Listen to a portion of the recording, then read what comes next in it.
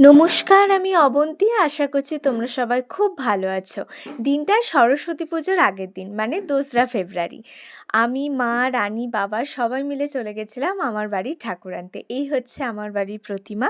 জানিও কেমন লাগলো। প্রত্যেকবারের মতো এবারেও খই দিয়ে মাকে বরণ করে ঘরে তোলা হলো।